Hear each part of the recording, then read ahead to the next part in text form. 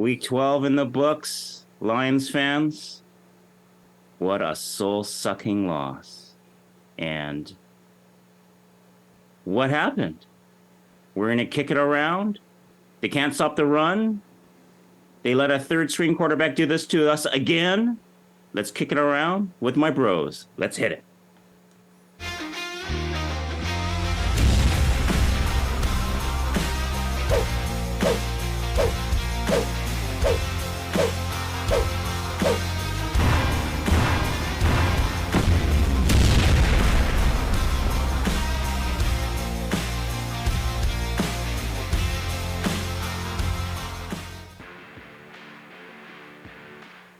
Lions lose 30-13 at home in week 12.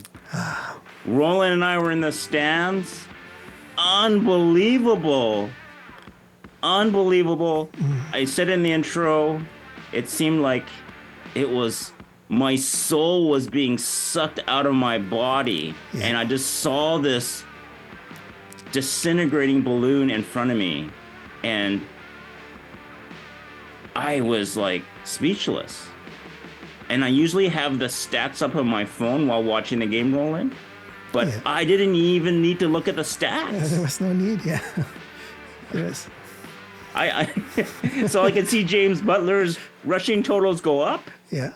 And I'm like, this is like men versus boys. It's like men running and boys trying to stop the run. I'm sorry, guys, but it was that. Those drives were just.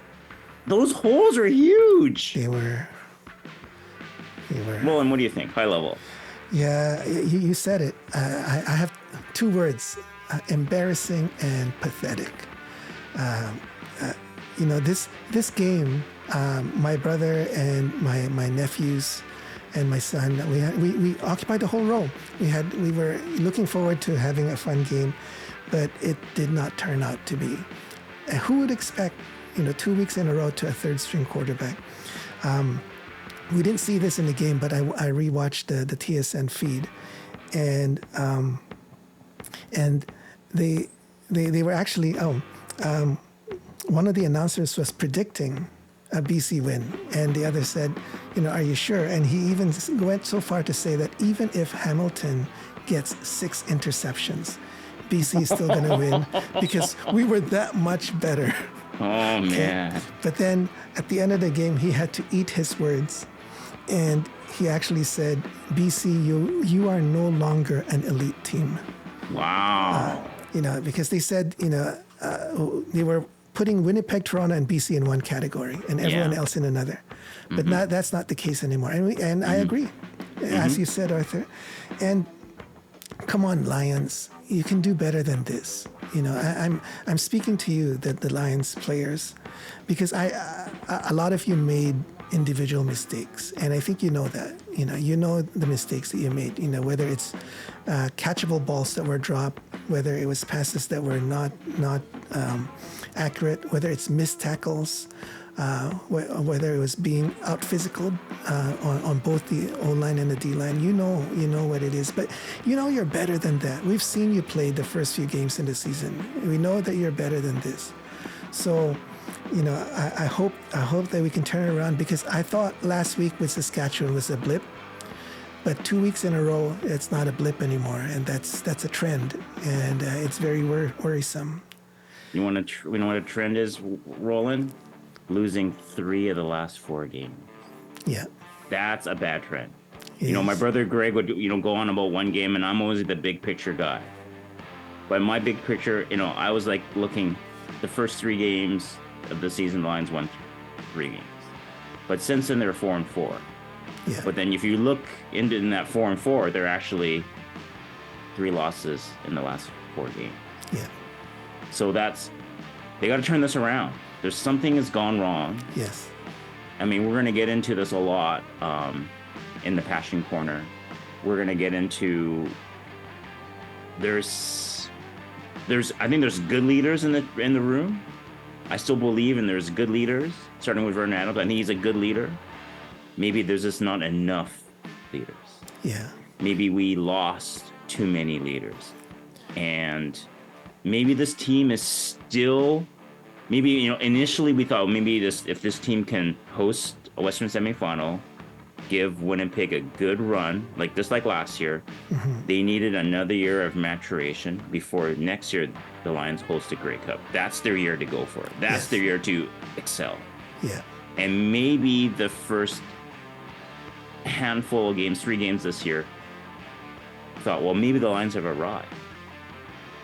And then now these last 4 games are going to show maybe they're still learning how, like we talked about this last week. They're still learning how to win. Learning how to win. Having that fire in the belly. That's something that we haven't seen, right? A fire in the belly. You look at the other championship teams.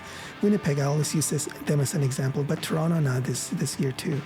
They have that fire in the belly that, they can kick it up to the next gear if they need to. Yeah. Because they dig deep and they can do that.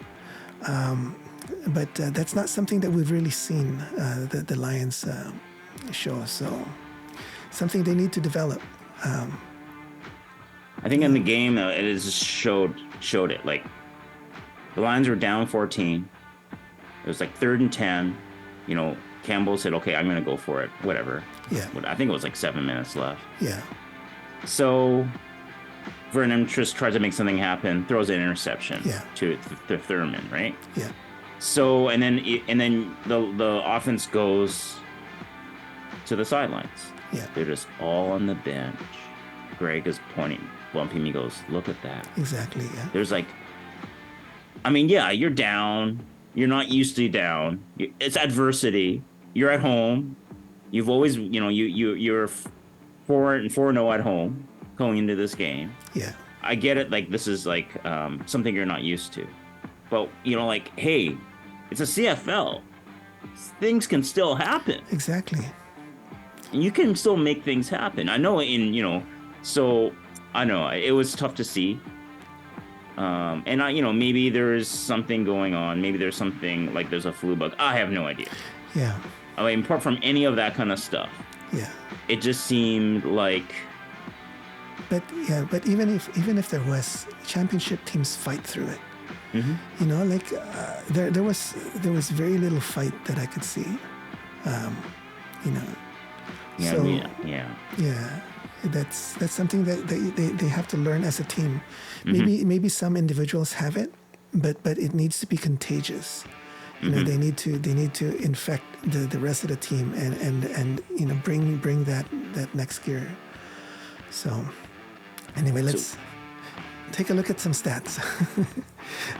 You said you didn't need to look at the stats. We won't go through too many because it's pretty obvious. If you look at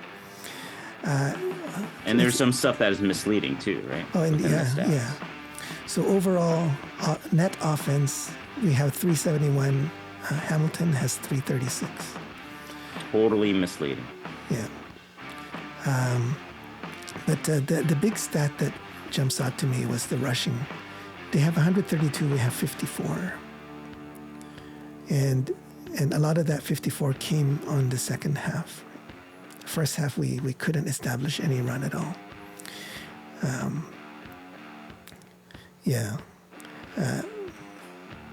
In the sacks, they had 2 sacks. We have 4 sacks. So that's one positive thing. Our sack numbers have gone up a bit. I won't go through all the other stats, but let's do this. I have this queued up. So those were the overall game stats. Let's go and take a look at this. Actually, I want to show you this first. So this one was put up by TSN. I think this was near halftime, where BC was undefeated at home. And if you look at that, this game did not reflect this at all. Up till this game, we outscored our opponents 113-37. We only allowed 1 TD at BC Place Stadium. But that's no longer the case, right? I'm going to move. So this is after the first quarter. Look at the number of first downs, 8 versus 2. That's 4 times more first downs than we have. And that's because of that's because of the rushing. Look, 55 yards rushing versus 2 for us. So they've got 15 offensive plays versus 8. So our offense wasn't on the field much. And that contributed to a couple things. One, we couldn't establish any momentum. We were still cold, right? We were not getting into it. And number 2, our defense was getting worn down, right? It's after the first quarter. Here, let me show you after the second quarter. Okay, at halftime, so the first downs is 14-7. We're still, outnumbered double. And the rushing yards, look at the difference now. It's 77-8. So after 2 quarters, we only managed 8 rushing yards. And you gotta have a balanced attack, right? If we're just passing, there's no way that you could win the game. Like definitely not against Winnipeg, but obviously not against Hamilton either. Yeah. So. Exactly. I mean, I know this isn't the NFL, but still, I mean, this is a CFL, and I know it's a pass-heavy league, but still, 8 rushing yards, that's way too low. Yeah, and if you can establish the ground game, then you establish time of possession. And if you have time of possession, then the opponent's offense is not on the field. If they're not on the field, they can't score, right? So that's what happened to BC. Yeah, at this point, 10-3, we were still very much in the game. But in the third quarter, it was this. Still 22 first downs to 10. Look at the rushing yards. It's now 114-19. That is absolutely pathetic, right? So, yeah. So Look at that second down conversions for them is 12 for 17. Yeah. Ridiculous. Yeah. Yeah. I think a lot of that was the Lions needed 10 or 8 yards. They do a curl pattern. They get 1 or 2 yards less. Yeah. And then what Hamilton's doing the same things. They're like, if they needed 10 yards, they hit like Duke Williams on a dig route, and he fights through 2 or 3 guys, and he gets 11 yards. Yeah. He had to fight through 2 or 3 Lions, and he was able to get those yards to get a first down. Yeah. That happened so many times. Exactly. It's not like Powell threw the ball 10 plus yards. A lot of his receivers made plays. Yeah. And a lot of, just like last week, a lot of the Saskatchewan receivers made plays for their quarterback. Now, the Lions receivers, although there's a lot of fight saying that they're very good, they're one of the best or the best, they miss some throws. They miss some catches, sorry. They miss some catches. Yeah. I'm thinking 4. I didn't count them all. I'm thinking about 4 passes that it hit their hands. Yeah. And they couldn't come with the catch. Now, yes, sometimes, yes, the defenders are on you, but I hate to say it, but Saskatchewan and the last 2 games, and then what? 4 weeks ago, Winnipeg receivers, they all made plays. Yeah, and that's the difference, right? What I mean when I say championship team, right? That's the difference. When it really counts, they're focused, and there's that fire in the belly, right? Yeah. And you're gonna make mistakes, so we're not saying that they need to be perfect, but if you're focused and you have that fire in the belly, then you're gonna make more plays than not, right? Exactly. So, okay. So let's take a look at some plays. I've got some. I'm gonna start off with some positives because I want. Let's start off with some positives. There are positives, man? There are some positives. I looked long and hard, but there were positives. You have to you had to really dig deep there, Roland. I had to dig deep because like I said, you're right. You gotta dig deep in the game and also in looking for these plays. Oh my! All right. So first one here. Let me just get this queued up. So let me just run it. This is a Mizell screen pass.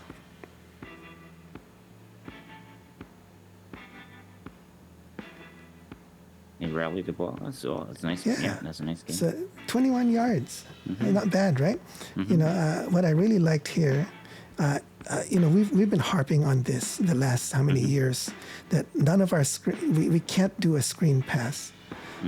But look here, we've got two guards. Yeah, two guards right here that are out ready to block, and they actually do block. The first two guys got blocked by the two guards, and look what happens when we have good blocking. Mizell gets into the next level, 21 yards. That's the first series of the game. Yeah, this was exactly the first series. So 14:35, I think. This might even have been the first play, I think, right? Yeah. Yeah, first play off. On the 35 line. Probably. Yeah. Okay, so that's one. So again, I'm just going to do some positive plays, just a few positive plays. So next one here is a 28-yard catch by Hatcher.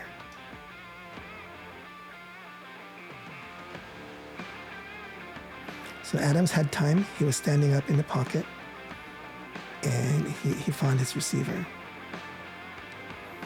So, it was just a three-man rush, and so he had time. So, yeah, nice, beautiful play. 28 See, my nose yards. tackle went with smoke there. See, that's the peel. That's pretty interesting. Oh, what was that? Who? The nose tackle, when Mizell went through the B cap, he went to. Oh yeah, that's see true. That. That's true. That's interesting. That's good. It is good communication because I guess he knew there was no one else behind him, right? Yeah. So yeah, that's pretty good communication. Okay, next one, it was a 26-yard pass to Hollins. So let's take a look at this.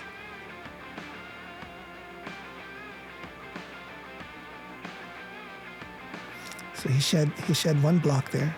So that's pretty good. He knew the block was coming. I mean, the defender was coming, and he shed it. So, although it would have been nice instead of going out of bounds, like you said, right? Drive through and maybe get another 2-3 yards.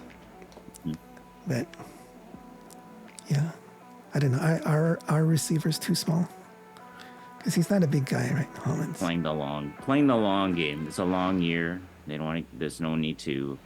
I still think Keon is still a little banged up, and Ed Rhymes is banged up. So maybe he doesn't want to add to kind of getting. He doesn't want to get wear and tear on his body. So yeah. All right, and then so that was in the second quarter. Let's jump to the a touchdown pass to Hatcher. This was unfortunately already in the fourth quarter, but it's still a positive play. So I'm going to run this. So, yeah. Beautiful catch. Got the ball out quickly. Hatcher just got to the top of his route, turns around, and the ball's right there. So no chance for the defenders to react. So good touchdown, but that's fourth quarter, a minute 55 left. So not really a game changer at that point. You're down by 17. Now I've said it about other teams, and I'll have to say it about the Lions to be fair. Yeah. They got the ball back with like 5 minutes to go in the game. You're down by 17. They nickeled and dimed it a little. I mean, they weren't as bad as the other teams, but I was like, okay, what? You're doing a 5-yard pass, 6 yards pass, 10 yards pass. I mean, are you gonna run out of time to win the game? Yeah, exactly. So, yeah, they got a touchdown. It's score effects. Yeah. Score effects. Hamilton's saying, okay, you just marched off 3 minutes of the clock. We'll give you that touchdown. Yeah. And we're still up by 10 minutes with 2 minutes left. Exactly, yeah. So, like, even if you punt it to us and we get a 2 and out, it's going to be what? A minute left and you're going to score 10 points? I mean, it's possible, but the chances are really low. Very, very. So one more positive offense play. This one was our biggest offensive play of the evening. It was in the third quarter, 34-yarder to Hollins. I thought that things were going to get going. Like, all right, it's like just it's like it's early in the second half, you know, like they're starting to get their mojo going, you know, and like Adams is feeling it. So I thought, well, maybe here we go, but well. Yeah. I know. I mean, it was a beautiful play, but unfortunately, it didn't translate into any momentum. But I had some optimism here. Yeah, exactly. Because we still had time here. Third quarter. Yeah, I mean, it's like 7 minutes. points in the CFL. I mean, this is lots of time. Yeah. Like, this game was had. Like, you could come on, 7 points, man. At home. We couldn't convert on this. We couldn't convert on so many things. Oh, okay, but anyway, let's a few more positives, and then we'll talk about the negatives. There we go. So that was positives on the offense. We have some positives on the defense as well. So here, this one was a sack. So that was nice. We rushed how many people here? 5, right? 5, and we were able to get through. So the guy at the very end flushed the quarterback up, and then he got tackled right here. So even though he was off balance, is that Betts? I think that might be Betts, right? This guy here. I think it was Banks. Yeah, Betts. Yeah, Betts was here, and then so he flushed. So he was off balance, but he flushed the quarterback up, who got tackled by Banks. All right. So one positive. Let's look at a couple more positives. Here's another sack. This one was attributed to Betts. Yeah, I like this because you see, this is one thing I think that we can employ more to overcome our deficiencies. Right? If our D line's small, then we can confuse them. See, Betts is lined up here, kind of looking like a middle linebacker, and then. So by the time the O-line's all engaged here, he can determine which hole he wants to get through. Yeah, he's hitting a gap. Yeah, and that was enough to, Mind you, I think he tripped him. Yeah, but he was still.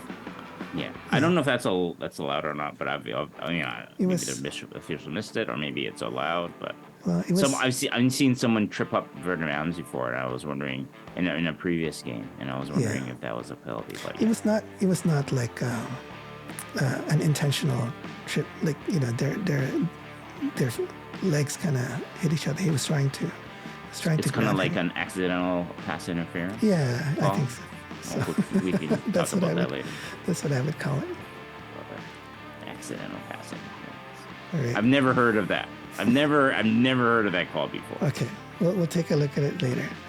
Okay, and another one. This one is a Locombo sack.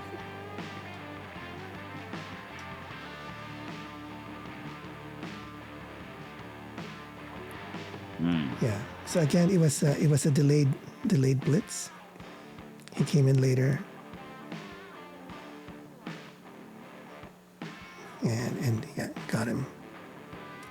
So I think if we did more stunts, that'll really help, right? Here's one more. This is a Baron sack.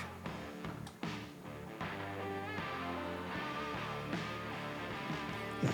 So again, he got flushed. Stepped up right into the hands of. That's like Field, what Debaye was mentioning in post game, that he thought the D line actually had a decent game. You can see a bit of why he said that. Yeah, in terms of rushing the passer, in terms of getting to them, and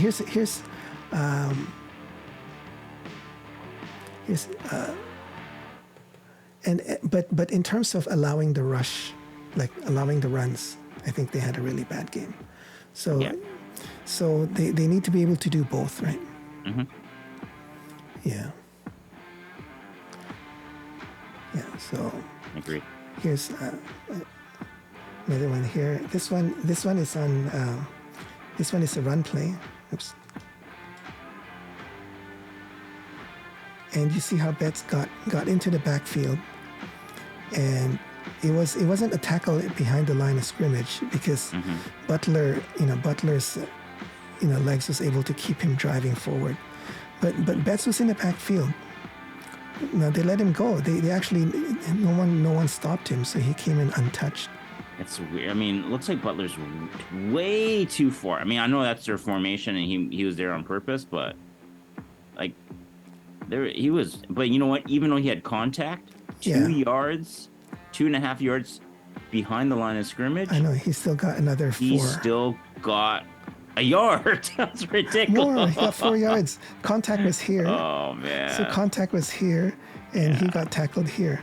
I'm like, oh. But this is a little bit on Betts. He should have gone low. He was going high. He was grabbing him by the shoulders.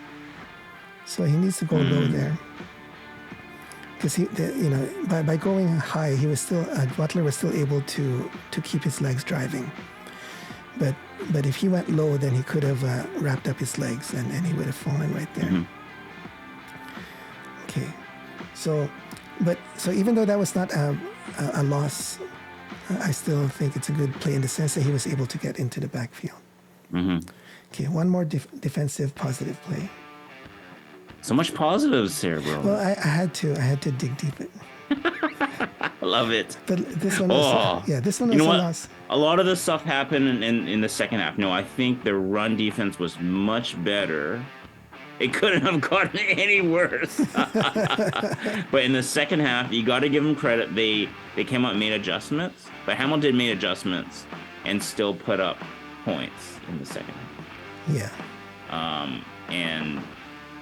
Yeah. And I think it's but the defense, especially the run defense, definitely showed up more in the second half. And you have to give credit to the defense. Yeah. All right. So those were the defense, and then a couple positives for the special teams. Special teams positives. So this one I liked, even though it didn't work. Here you'll see. So it's a 3rd and 3. Adams is in there. We're lining up like we're going to go for it. And then it's a punt. But we were supposed to recover, but we didn't. We didn't recover. Hollins lined up onside for that punt. But look at how Hollins was running. I don't know if he was running full out. Like this, if you follow that, if you slow it down and you follow him, you know where he is, right? Yeah. So this is Hollins. Yeah. So you follow it along. Yeah. He wasn't going gangbusters. Yeah, you're right. So just for our viewers who may not know, so this is where the ball, if you draw a line, this is the line where the ball was kicked. Mm-hmm. So anyone who's behind that line, so both Hollins and I think this is Mizell, they're both onside. That means they're both able to recover the ball. So this was planned for Hollins to go get it. But yeah, you're right. He wasn't running fast. He was judging where the ball was going. And then he got blocked here. So, yeah, well, kind of in the back a little. So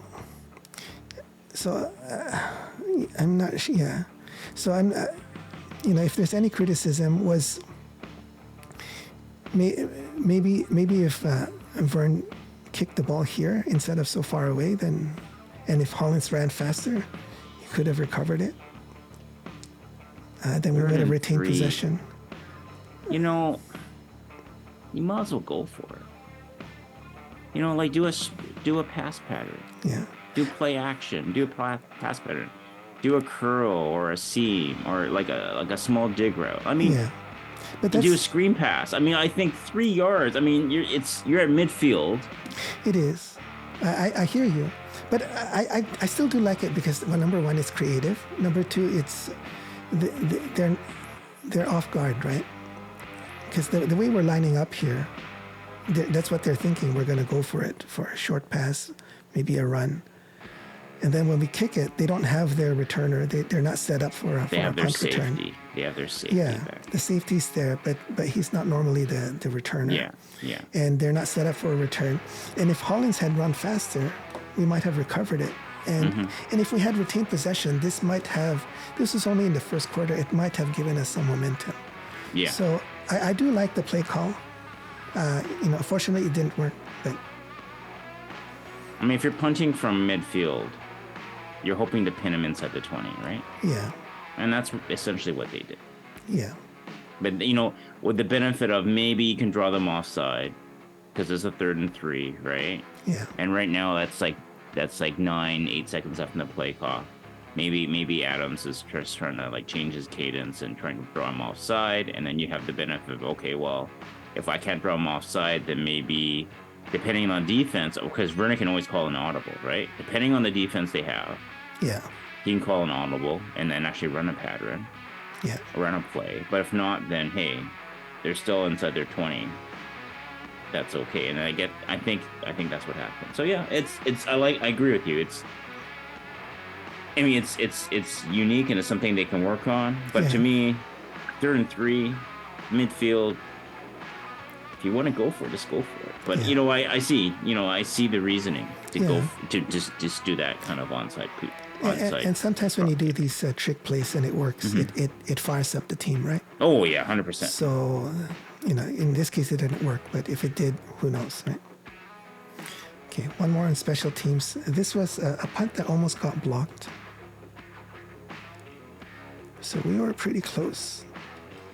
Yeah, that is as close as you can get. Really close. So just, another 6 inches maybe. Mm-hmm. This was in the second quarter. Wow. So, see, all these little plays that maybe if had gone the other way, might have changed the way it turned out. True. Yeah. So true. All right. So those were the positives. Now let's look at some of the negatives. And so we talked a little bit about this already. This was maybe I don't have this queued up. This was in the first quarter. We were on the Hamilton 20-yard line, and it was 3rd and short, and we didn't make it. You can't see here, but I wanted to show you here, and I think it's a mistake of one person. If you look at the O-line, everyone starts moving, and the center hasn't moved yet. Yeah. Right. So the center was slow to get the ball to Davis, and I think that split second in the timing there, was made a difference. The middle got blown up. See, look, you see Davis is like he's getting the ball, and he's there's contact to his knees already. Like his contact to he's being pushed.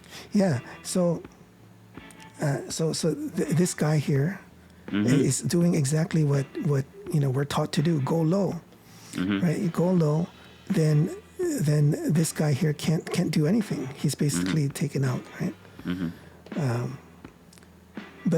So that's one, and then secondly, the ball came out late. In fact, if the refs could have called this illegal procedure because the other guys aren't supposed to move until the ball moves, right?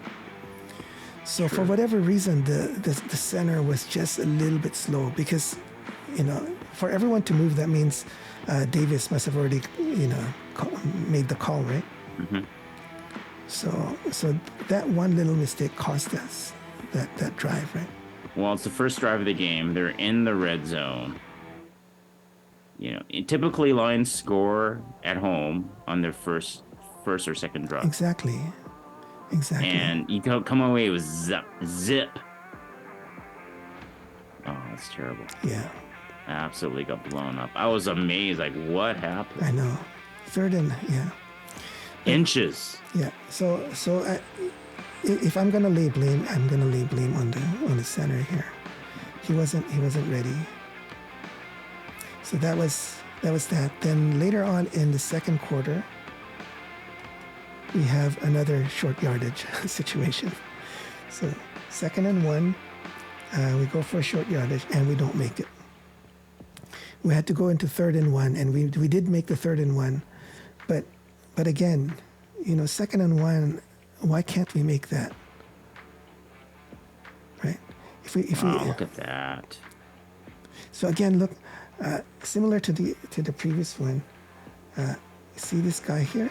This guy, this guy over here, he's going low. And by going low, you cut the guy's legs out, and he can't push you. He can't push you anymore, right? So that forms a pile there. Then the other guys are able to hit Davis and prevent him from crossing the first down line. I think he might miss it by like an inch or two. Yeah. Still can't believe he didn't get that. Yeah. Wow. So we got that on the 3rd down. So I think. Oh, this was another one later on where they actually had to go to the measurements, and we just barely got this. So, how many short yardage already, right? Where we either don't get it or we barely get it. That tells me that the O-line is not pushing. Right? The O-line's not pushing. As I can hear Greg's voice, right? We know the count. So we know the count, so that means we have the advantage to move first before the D-line moves. And the D-line is 1 yard away from us. We should be able to push them back so that the quarterback can sneak the ball a yard, right? You know the count. Bear will say, you know the count, you know the play, and you got a yard, and you got a yard. Yeah. And the opposition is a yard away. So, like if it's going to your side, it's game on. Yeah. Like, you have to eliminate the other guy. You have to push him back. Yeah, You exactly. can't allow them to get the better of you. Yeah. So the whole game we're seeing that, but it's not just this game, right? I think the last few games our O-line has been underperforming. So something needs to be fixed there.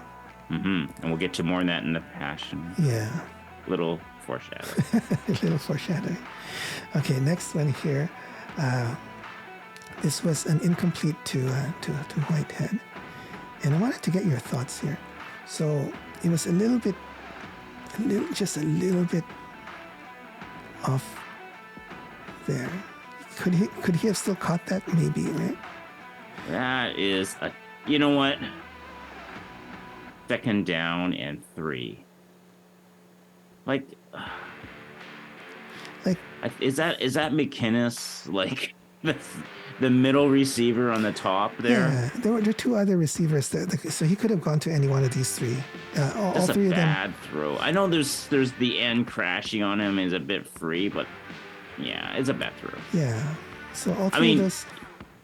Yeah, you had to stretch out, and you're pretty much potentially lighting up Lucky. Like, any linebacker, halfback is gonna smoke him. Yeah. Just absolutely smoke him. Yeah. And you gunned it too. Yeah. I know you got to. I mean, if you gun it, you got to be a bit closer. It's a short pass. It is, but I guess, like you said, this guy is here. So basically, he's taken out this angle, so he had to throw this way. Yeah, maybe you had to get around. Yeah, you had to get around the DN. Yeah. Yeah. Then you know what? It's CFL. You're a mobile quarterback. You pump fake. You flip around him. Yeah. You go around him, and then you got 3 receivers, or you run for the first down. Yeah, you run this way. That's right. Got 3 receivers. You can run or pass. Yeah. Right? I want to see a little more creativity. I'm not gonna maybe the Lions are, I wouldn't say arrogant. They're too confident that, I can do a sidearm, and sometimes it works. Yeah. But it's not as accurate.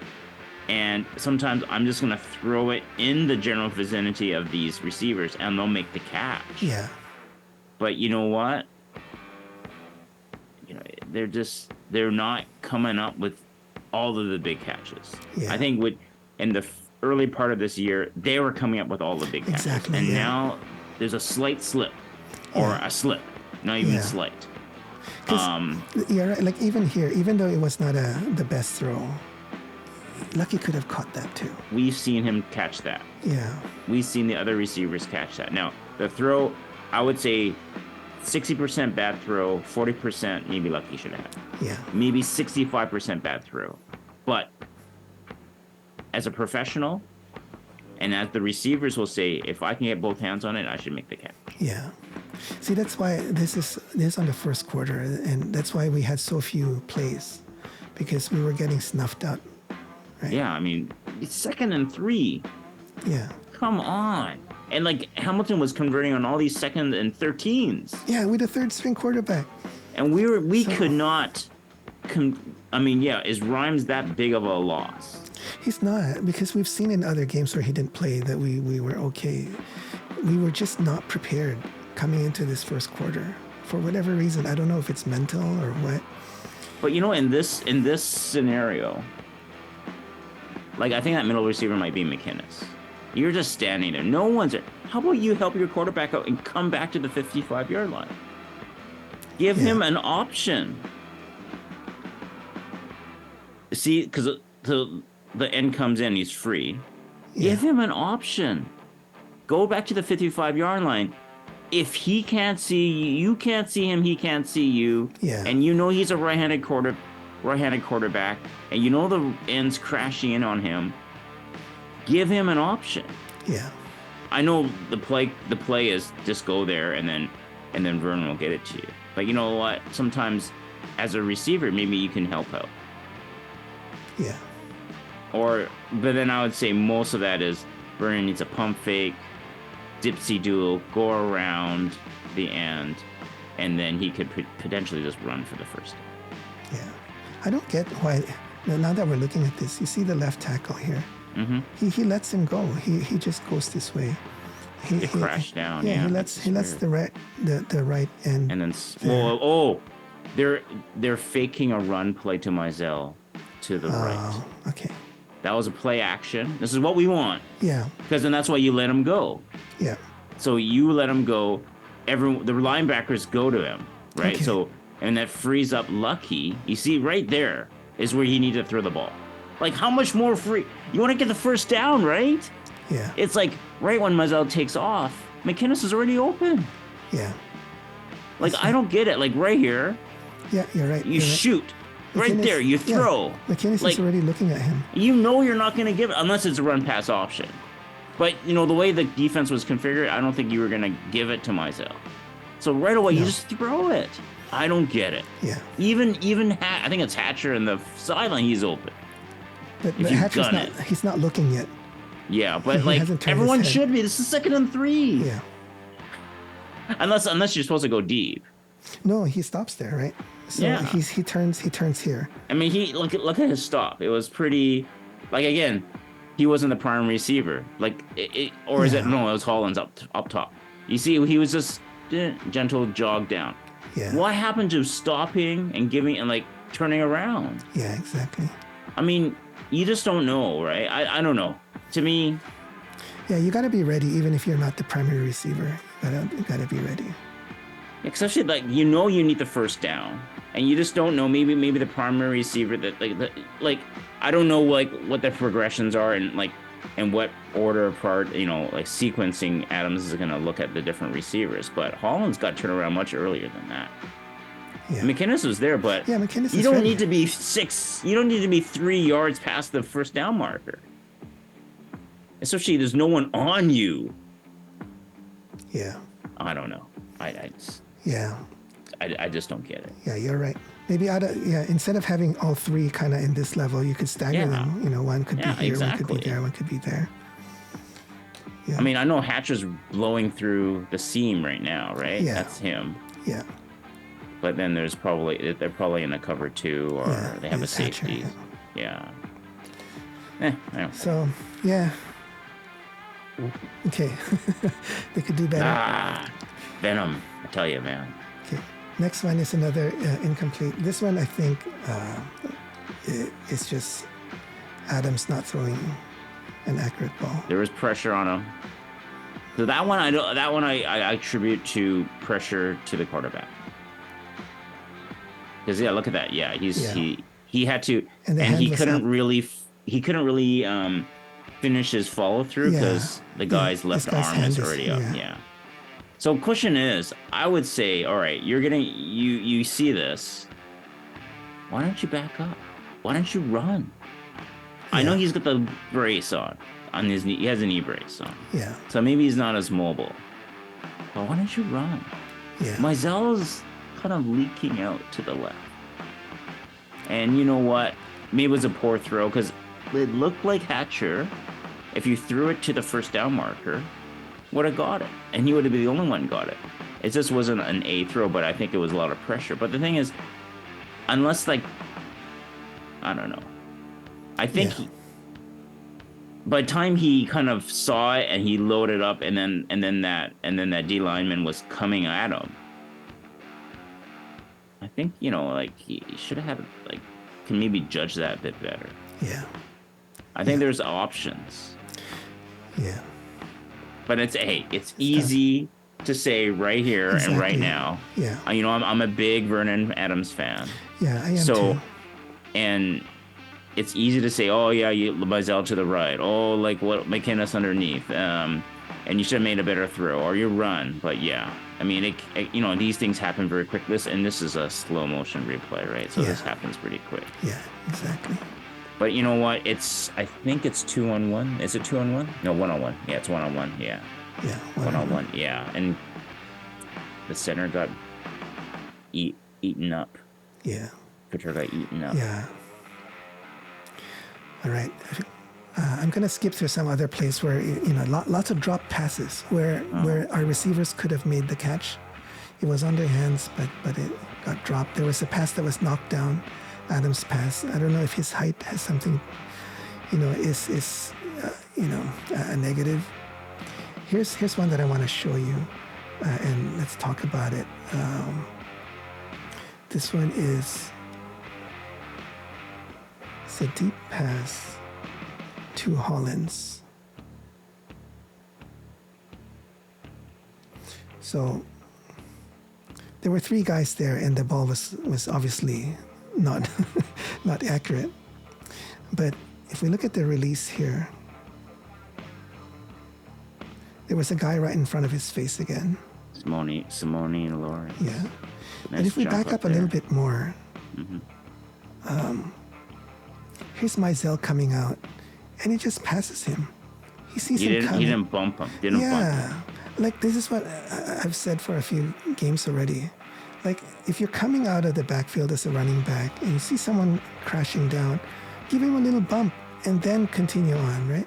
It slows him down, buys your quarterback another second. You know, give him a little bump here and then come out. So it slows him down, and then you could still be the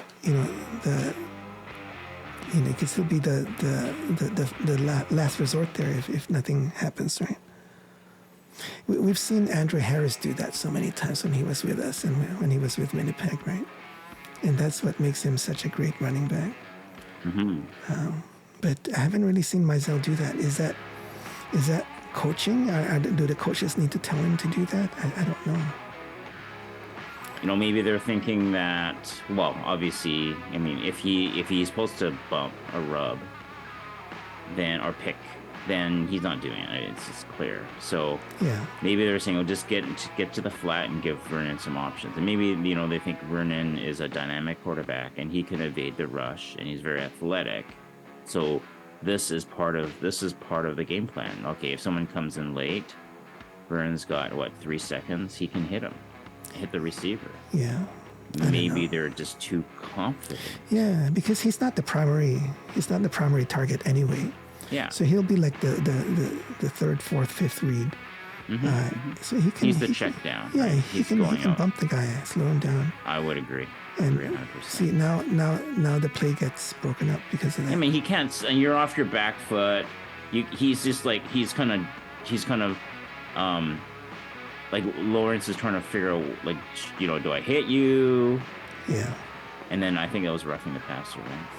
For this one. Well, I mean, he was there, but yeah, had he been slowed down for a split second, maybe that pass might have been accurate. Then it wasn't like he just threw it up. Like it's kind of like a punt, right? Yeah. He just threw it up, hoping something would happen. But yeah, it's again, look at the pattern. Like, where is he going to throw to? Like, the other receivers on top, they're no one's looking. And then Mizell turns around, but he's covered. Yeah, they're all deep. But then what? You look, see that line in the flat. This guy. Wide open. Yeah. I don't know. Yeah. You know, maybe it's this confidence that we can go downfield. Yeah, which I like too, right? I mean, I don't want our quarterback to be second guessing like, you know, Fajardo or Myers doing, right? Don't want them to be second guessing. Yeah, I mean, it's 33 seconds and a half, and it's 10-0. Yeah. So you want to make sense. something happen. But they didn't end up kicking a field goal. Yeah.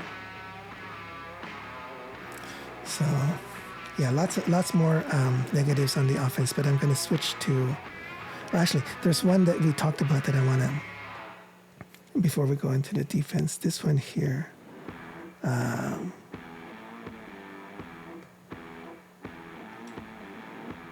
So this was in the fourth quarter.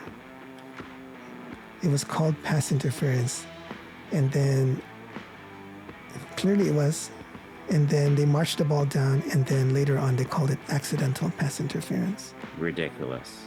Absolutely. I've never seen it called.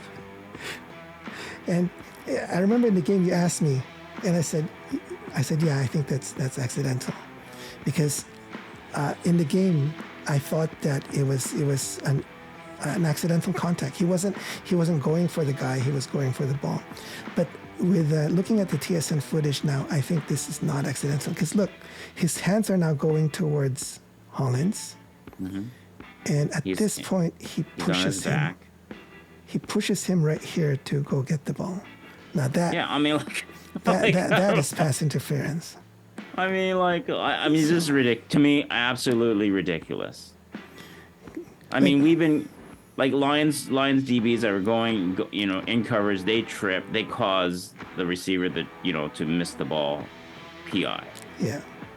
You know, like this was ridiculous. Now, because I see, if he hadn't grabbed onto Hollins here, and at this point he just went for the ball, and as he was going for the ball there was contact, then I would say, yeah, that's accidental. But his hands were on Hollins for at least 2-3 strides before he pushes him right here. So I think that's a missed call. But I don't know who changed it to accidental, because they did march the ball down, and then later on they put it back. So I don't know who made that call.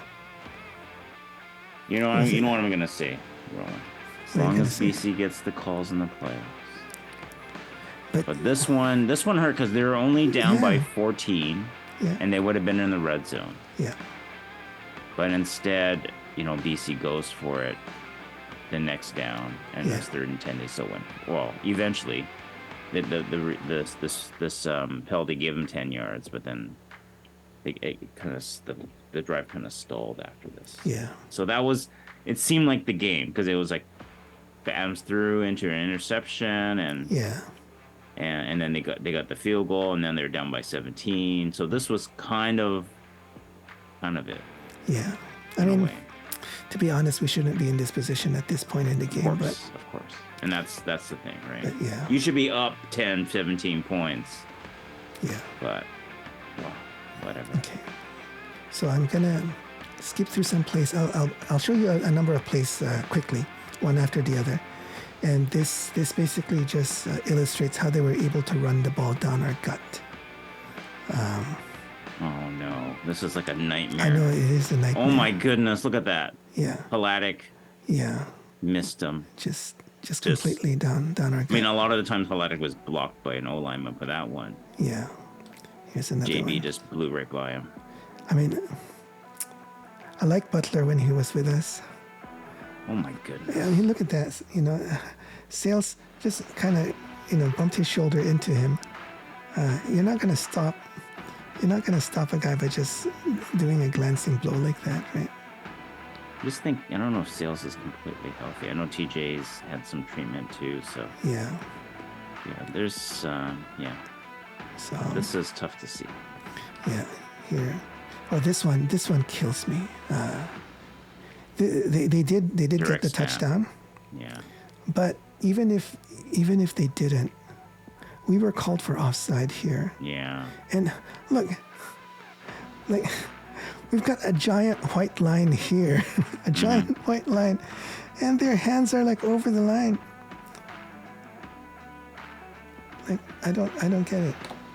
Like if they're on the 1 yard line, then your hand should not be past But the white line. actually, look, the marker.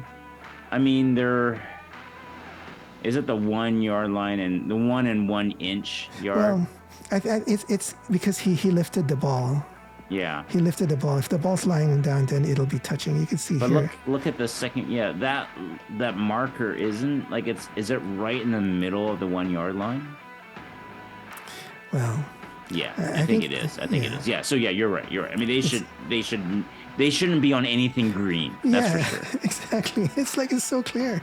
Yeah. So yeah. I mean, I made fun of other teams before, but now That's- we did it. So that really kills me.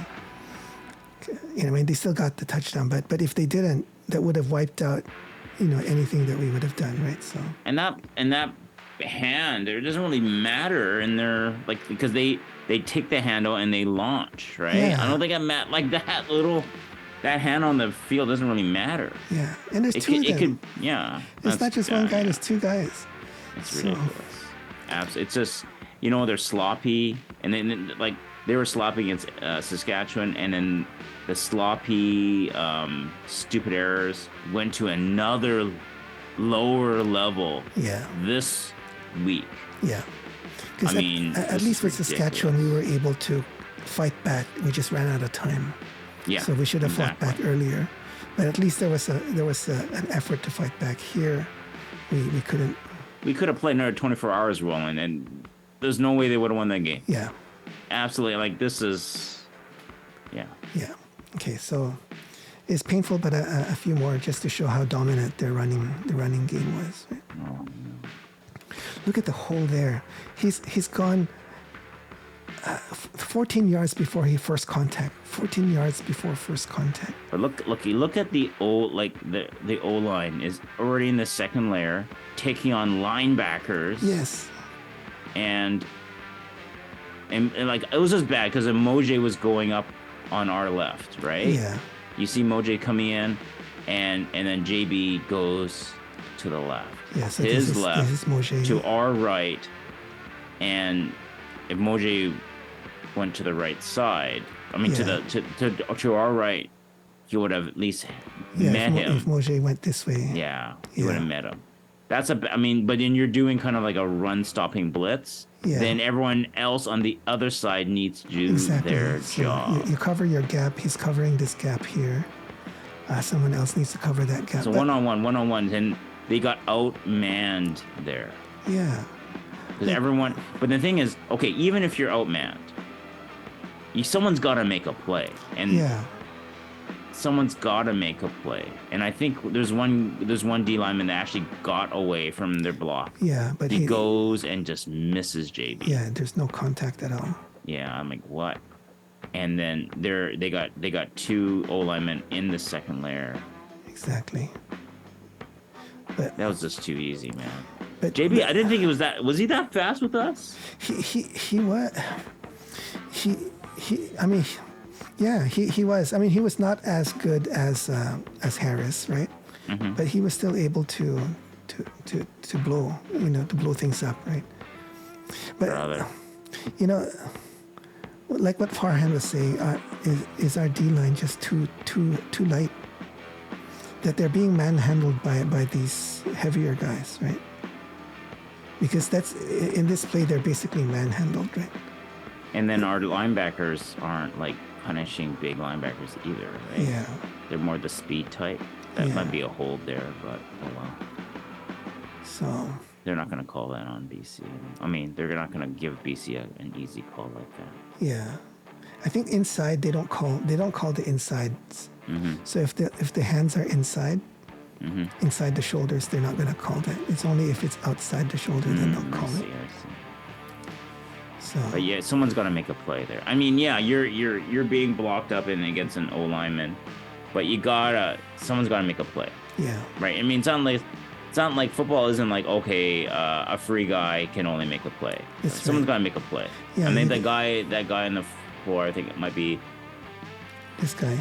Yeah, I mean, he shed his block and he tried. He did, yeah, but he just didn't get there in time. But I think if that's his assignment, like as the interior guy, you guard against the run. Yeah, so he did. Right. He did shed his block. So Yeah. he's right here, and he did shed his block, but he just. If he would have got him, he would have got him right at the line of scrimmage. Yeah. Like he was there, just I don't know what Just happened. yeah.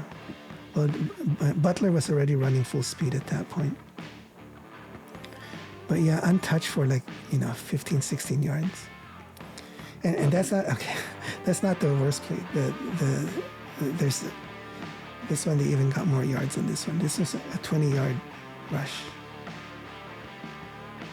And Josh was just like, yeah. I mean, I guess Butler is fast. Like you see it, right? Yeah. He's, I mean, he was definitely motivated, right? Coming back into BC after we Haladic, how cut does he him. picked up? Yeah, that pulling guard takes on Haladic. Yeah.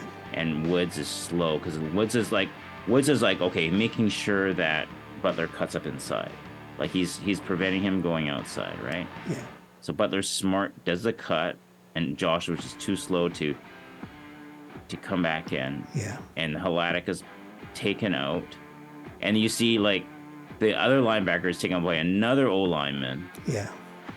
So like we were rushing 4. Yeah. But we've got another 4 here. So Yeah. we've got 8 in the 8 in the box. I mean, you think that should be enough to stop a run play? yeah. So yeah, they've Well, got- that's Sales. That's a halfback on the Okay. top there, in the tall sign. Yeah, so if you run the play, But if you look at their O-line, they got their assignments. This left guard is pulling to take that guy out. That's the point of attack is right there. So he kicks the guy out. This right tackle seals this guy, makes sure that the right guard has a good block on him, and then he releases, and so he seals this guy. Then he releases and takes on this guy. yeah, that's So- great. So Great run blocking. yeah, Yeah, and, exactly. and that's exactly where the hole is, and Butler goes right through. Yeah, this is 20 yards. Sick. Yeah. All right. And then, see, I got just, yeah. So I won't show this. We had a punt return that we fumbled, but we were lucky that it was. Actually, maybe I will show this because we actually didn't recover the ball. We couldn't see. We couldn't. I was see reading it was inconsequential who actually recovered the ball, and then for some reason they ruled them down by contact, which the Lions dodged a bullet. Yeah, we dodged a bullet there because that actually was fumbled. Yeah, but at that point, when they called it dead, they didn't know who recovered. Yeah. recovered it. So I think they initially thought it was down by contact, Yeah. and then they didn't. So okay, so but then they weren't sure. Okay, even they rule okay, it was a fumble. They don't know who to award the ball to. Yeah. Well, I guess they could have looked at. But then it was when then they umpiled, right? And then Yeah. I don't At this know point, what they happened. couldn't. Yeah. Yeah. So we dodged a bullet there because. Yeah, but Yeah. there were still more bullets to come. Yeah. In the name of James Butler and Taylor Powell, their third string quarterback. Yeah. So last play I want to show you. This was a Oh, desperation brother. play. Yeah. Desperation play. We needed to retain possession, and I mean it's a low percentage play, right? But I like the misdirection here. Let's play it. So basically, So it both- became a 3-on-3 down low, White, or both White and 4-on-3. Yeah, Flintoff- 3-on-3. Yeah, both White and Like I don't Flintoff. get it. Like both those guys went for the ball. I know. Yeah. I hate 151. You're down by 10. Whether you make the tackle or not doesn't really matter. But like, why did both of them go by Tim White? Like, I don't get it. Yeah. Like, Yeah. are they hoping? Like, I guess with that bounce, like right there, they're hoping that it would bounce to them. Yeah. But I guess when the football bounces, it may not bounce the way you want. Yeah. But it went right to him, and they both blew by. I think, are they hoping to catch it in stride and score a touchdown? I don't think they're hoping to score a touchdown. I think they're just hoping to get the ball so that we retain possession. Well, look, but they kind of run past him. I know. That's the weird thing, because they were both so close together. If they were more spread apart. Yeah. Right. Well, maybe like I could see one going for the touchdown, like to get it on the run, like on the hop. So then no one, then you're just running, right? Yeah. But both of them blow by him. Like, I don't get it. Like, to me, it's just, again, maybe a little sloppy, a little not mentally sharp. Yeah. They need to definitely practice this more, because I don't like. they were too far out. And if you're beside each other, I don't. I know they were beside each other too, so they should probably be a little bit further away from each other. I would say so. I mean, I like it. We have both our kicker and punter on the field, and then he fakes a kick here, pulls back, and then I like the play because it's basically 3-on-3 here. Yeah, exactly. So everyone here is a decoy. But the other thing that I liked here, I can't really see here, but I think one of these outside guys here is Betts. And even though they score a touchdown, look who almost makes the tackle. So he runs all the way from the outside, and he couldn't make it, but I like that. But that's the heart, right? So that I liked. Yeah, that's a good point, and that's a good find. He's in this contract year. Yeah. So anyway, yeah, those are the plays. Kind of laying an egg, as you would say. That's a term that you always use, right? Laying an egg. But in this case, it's after last week and then this week, that's last week, like I said, it could be a blip, but this week again to a third string quarterback, his first win ever. There was an article that I read. Someone was saying that, we've been talking a lot about the lack of quarterbacks in the CFL. And then now they're saying, hey, all these young quarterbacks are starting to do well. Mm-hmm. Well, they're doing well at the expense of BC, right? Well, 100%. So that's, yeah. So anyway, so Greg is away. If you guys are wondering why we have a black screen in the middle, Greg is away. But Arthur's going to cover the Greg's Fashion Corner. So, all right. You all set, Arthur? I'm all set. All right, let's take it away. Roland tried to convince me that there's some passion points. I'm like, come on. This loss sucked the positivity out of me. So only 2 points tonight. First one, we're focusing on the offensive line, and sorry Kelly Bates, you're the offensive line coach. 3rd and inches, first series of the game, set the tone. Like, I'm not sure what's happening in the middle of the offensive line. Something's happening there. So, hopefully this is like a wake-up call for the offensive line. Maybe namely the interior of the offensive line. Like, these short yardage plays, what we said is, the count, the play, you got a yard. Gotta make it. I don't want to see Vernon Adams doing like a sneak on 3rd down to get a yard. Come on. Come on, you guys. He's our franchise. With all due respect to Dane Evans, we need Adams not taking 3rd and 1 sneaks to get a 1st down. Come on, you guys. We have to be better. I think Roland detailed enough. It seemed like whether the snap was late, the middle of the offensive line move late on that third down gamble. That's just I think there needs to be improvement. Second, we're gonna move to Vernon Adams. Now, I'm a big Vernon Adams fan. Now, I would say his game. I mean, if you look at the stats, decent game, stats wise, but he missed some throws. He had some drops. Some were quarterback pressures. The reason why he's here is not as his play necessarily or entirely as a quarterback. It's more, I'm starting to wonder about the leadership of the team. So I think Vernon's a great leader. Do they have enough leadership? Should they have kept Sean Lemon on the defensive side? So another experienced person on the D line. We need more leaders. When you're down, like I was expecting in the second half a bigger pushback. We didn't get it. I was expecting to see more energy. You know, it was mentioned there was a lack of energy. Fine, you start the game, lack of energy, fine. You're at home, the crowd was rocking, 22,000 people in the stands. We were just waiting for something good to happen. We're waiting for a big play, like a big play, whether it's special teams, defense, or offense.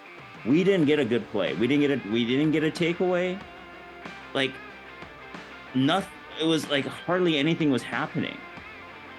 And so this poo point is, yes, it's on Vernon Adams' graphic, but this is kind of addressing, I would say, the leadership of the team.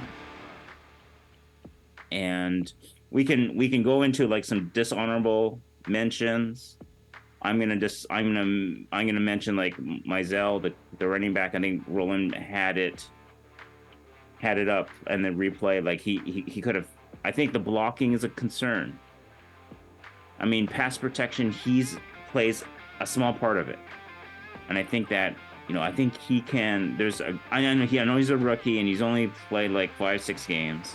There has to be growth, and as tough as the Lions are, whether you think they're an elite team or maybe they're in that second tier now, we need our starting running back to block, to chip. Any kind of pass rushers coming our way, he has to be a little bit more influential in the game. And his stats rushing the ball were not great. That's maybe a lot on the offensive line. So it's kind of, they would kind of have to share that. And my last dishonorable mention, and we're gonna roll into this and talk about this more. I'm thinking, I mean, Roland's touched on this, is the roster construction. I'm looking at the run stopping ability of this team, and maybe our D line, I've been reading, is perhaps more speed rushers versus big nasty guys. You know what? We're probably gonna have to go into Winnipeg to beat Winnipeg on the road in the Western Final, and they're gonna run the ball down our throats. I mean, yeah, they have the ability with Zach and their great receivers to pass it down our throats. And our pass defense in the last few games hasn't looked great. But we got to be able to stop the run. And I'm starting to get really concerned about the roster construction. And maybe they overvalued some of their young defensive linemen. They have a lot of youth there. And I know maybe this is a growth year for them. But for BC to be considered an elite team, they need elite production or a high above average production from their D-line. They're getting it in spurts. They're getting pressure. But that run defense has to improve. So that's my dishonorable mention there. Roland, thoughts? Yeah, I think you hit it. You hit it, Arthur. You know, if the team was formed, was assembled to purposely have smaller, faster D-line, then our opponents have figured us out. So the first few games we were able to get sacks, lots of them, because we were fast, light, quick on our feet. But they figured us out. They just run down our gut, and we can't stop that. So we need to do something. I don't know what that is. Do we need to bring in people? Do we need to change our schemes? I don't know. It's gonna be tough now. Yeah. Because it's not just our D-line, right? Like, Haladic, he's smaller than, like, like number 4, right? What's, I forget his name, the number 4 at Winnipeg. Used to be 44. Big Hill. Big Hill, that's right. Well, I mean, to Haladic's defense, I mean, this is his second year, right? And second year starting or playing full time, right? Yeah. And this is a growth. I mean, he had a great start of the season. Yeah. And he was playing better near like at the end of last season. It's just been tough. Maybe some of them are a little banged up or whatever. But I think he just needs another, like, he needs a little bit more time. I guess more reps, more experience. Yeah. I think, like, to shed those blocks and then and make more of a difference inside. I've seen him play better games, and then this was I mean, it's all on him. Like, I think no, it's not on him. Like we talked about the team. Every facet of this team took a step back or more. Yeah. Even Sean White missed a field goal. I know. Even I mean, I know it's a 50-yarder. It is. I know it's a 50-yarder. But he's done that before. Yeah. So. I mean, so many people were off, right? It was an off day. Like everyone was off. So, like, everyone was off. That can't be coincidence. There has to be mental preparation or something, right?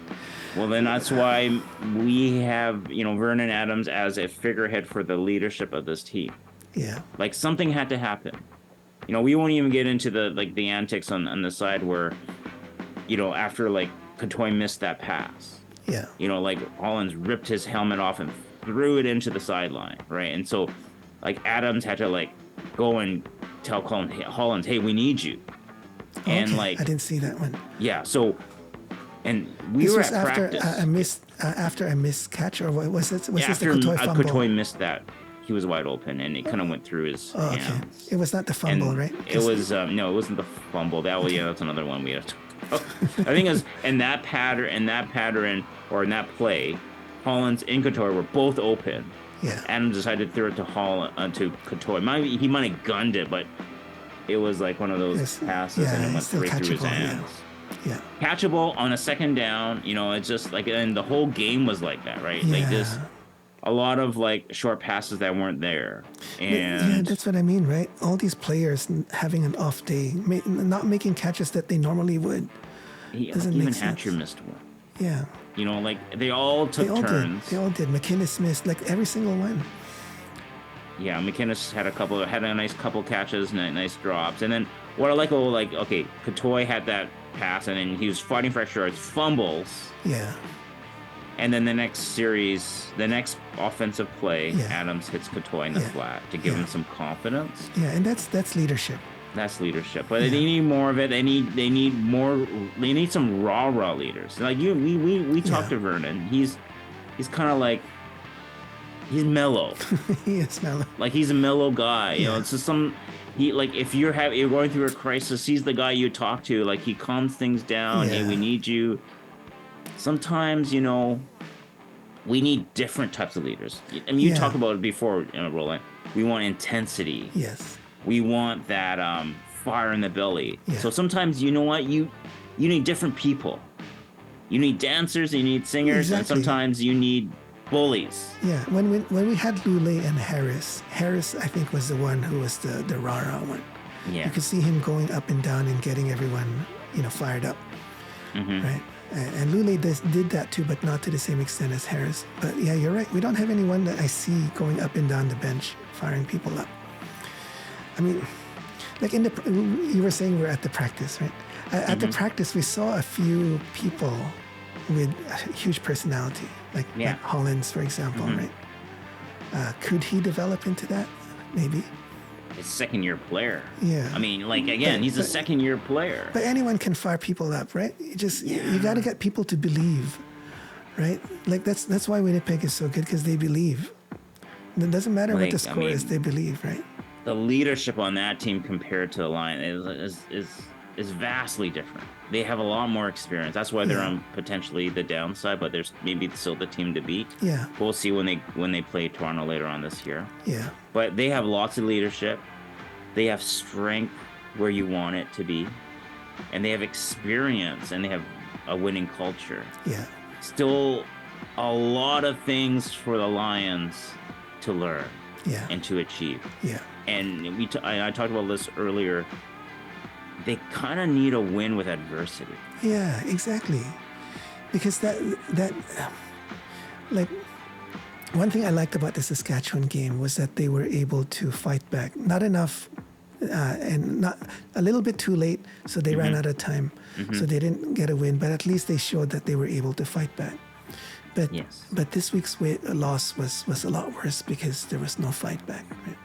It was, and I mean, you think, like after the Saskatchewan game, okay, they got to come out and they got to dictate, and that was a wake up call. Yeah. This week, I mean, is this another wake up call? Is this rock? I don't think it's rock bottom. Rock bottoms, they lose again. Well, I hope it's rock bottom. I hope they go into Montreal next week and come out, on fire. Otherwise, if they lose to Montreal, I think it's going to be very tough to come back. I mean, you know what Montreal's going to do with Steinbeck? They're going to run. Exactly. They get a 6 offensive lineman. Yeah, they're going to run it down our throats. Yeah. And then Cody's going to take shots downfield. Yeah. Because that's how you beat the Lions. Yeah. You take shots downfield. And then on defense, you just get pressure. Yeah. And you take away their checkdowns. We gotta fix it and fix it fast. It starts. I think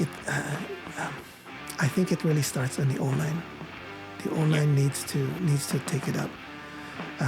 Both on the pass protection and on the runs. They need to dictate, because if they dictate the line of scrimmage, then things will start to fall in place, right? Mm-hmm. Yeah. So, predictions, Montreal. Oh my. What I said, a 17-point win against Saskatchewan. Yes. I said a 14-point win against Hamilton. I am not doing well. Yeah. Into Montreal. We didn't pick up any injuries. Was Edwards Cooper okay? Because he came out, right? Yeah. I don't remember. I'm thinking a 3-point win. 3-point win. So it's gonna be close. On the road. It's gonna be close. I mean, they're 3-3 on the road right now. Yeah. They lost their swagger, and if something happens to Adams, they're done. Yeah. Done. And yeah, that's why the O-line really needs to kick it up. I mean, we've been calling out the O-line. I know. For 5 weeks, ever since Toronto game. Yeah. Montreal, never. Ever since. I mean, it started getting worse, but the Winnipeg loss, we've been calling them out. Yeah. And you know what? Was the beginning of the season a blip, or was the last 4 games a blip? And I'm starting to think maybe the beginning of the season was a kind of a blip, because they're trending not well. Yeah. So I don't think I think this season's kind of you kind of have to dance with the people that brought you to the dance, right? Yeah. So you can't change anything now, but I think they really have to seriously look. I mean, we always talk about the off season, but yeah, I think they just have to coach up what we have. They're good guys, and they've had success. Just they're in some kind of funk, or they're being out schemed, and we aren't adjusting Yeah. and we aren't adjusting enough. Yeah. Yeah. I think it's the little things. The little things with the O-line. Just focus on the little, the little things, the little techniques, right? The right footwork, the right handwork. And get your blocks. Don't allow them to shed the blocks, right? Yeah. And then on same with the D line, right? The D line with the little things to be able to shed the tackles quickly and make shed the blocks and make the tackle, right? That's the only thing we can do because we don't have the size or the weight on the D line. So like you said, and calling plays that leverages our strengths. So if they're gonna be coming through the O line quickly, then get the ball out quickly. Things like that, right? Have Vern come out of the pocket. Have him drop deeper. Get Mizell to come in and block the guy for half a second before running. So all these little things. It seems like the Lions want to do deep patterns a lot. Maybe that's what the defense is taking away all the short patterns. So they're going deep, but then they're taking away the short zone and they're putting a lot of pressure on Adams. So they're daring you to be us deep. They know we can't block. We can't pass block enough or consistently enough that we can expose them deep. So something has to change.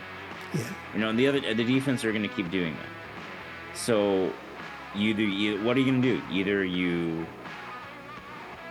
like really dink and dunk, like you pass behind the line of scrimmage, or you change your pass protection to allow yourselves a chance for your receivers to get deep. Because if they're going to take away the short and immediate zones, you need time. And that's what I would do to shut down the Lions. Right now, I would do that. And you know what? I would double cover Hatcher.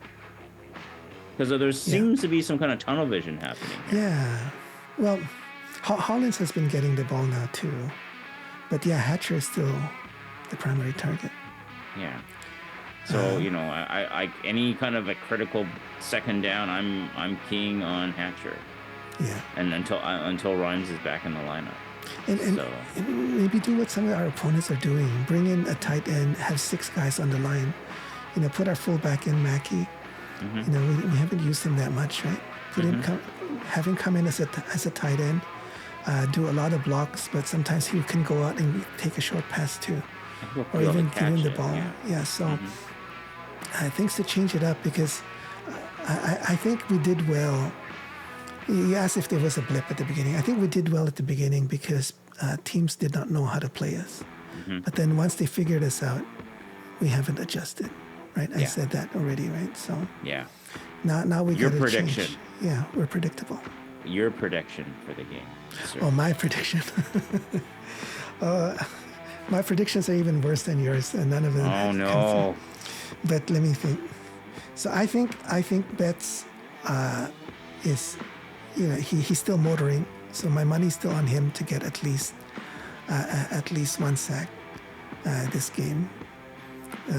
He could have had a couple more actually this game with Hamilton. So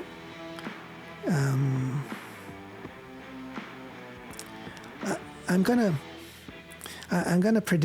call it a prediction, but it's also a wish to see another 1 or 2 deep balls to Lucky, because I don't think we even went deep with him this game with Hamilton. We had a touchdown with him with Saskatchewan and 2 others that if the ball was thrown better, he could have had a good deep catch as well. So I think if we did that, that might work too.